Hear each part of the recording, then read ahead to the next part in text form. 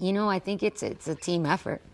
You know, I think I'm just part of a group of people who've just been doing their own thing, and by doing their own thing, they open up doorways to new possibilities for writers to think of women in different ways in film.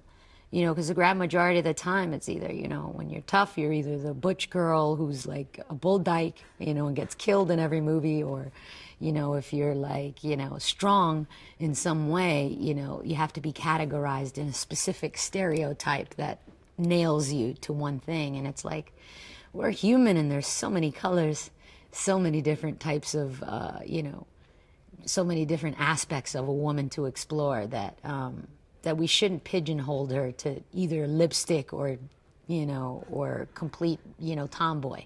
There has to be an intermediate where I think Letty does a good job of, I think, both. Where's she now on the six? The six. Oh, she's lost, honey. That girl doesn't know who she is, where she came from, nothing. She's so confused.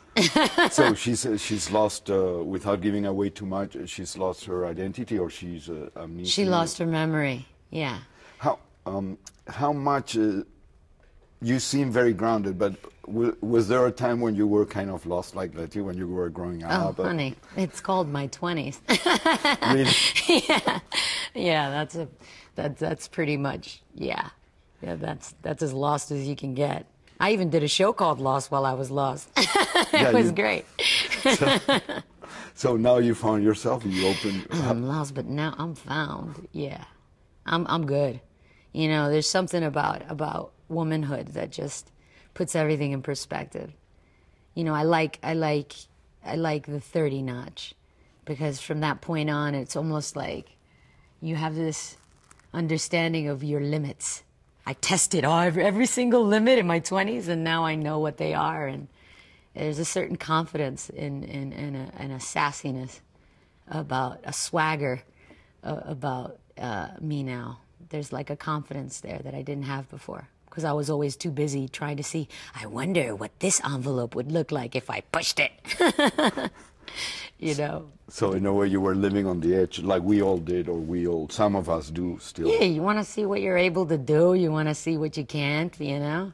It's not till you get burned sometimes that you figure it out, but it was great. It was great. I think the characters I play, you know, will also show a little bit of that, and that growth. Because as you get older, your characters evolve too. So in a way, the three of you, Paul, Vin, and yourself, have grown with this. You started 12 years ago. So has this changed the story too, the way you feel about each other or the relationship? I think for sure. I mean, you know, to be thrusted into the Hollywood filmmaking industry with such a franchise, and for it to still be alive today, number 6 ensemble cast, that's like unheard of. You know, I can be nothing but grateful, but also at the same note, you realize, looking at Vin, you know, who's got kids, and Paul, whose baby girl is like, you know, a teenager now. It's like, wow, you know, I'm next to men. I was next to boys before. And, you know, they can kind of look over at me, and maybe I'm still a kid at heart, but they see a little growth in me.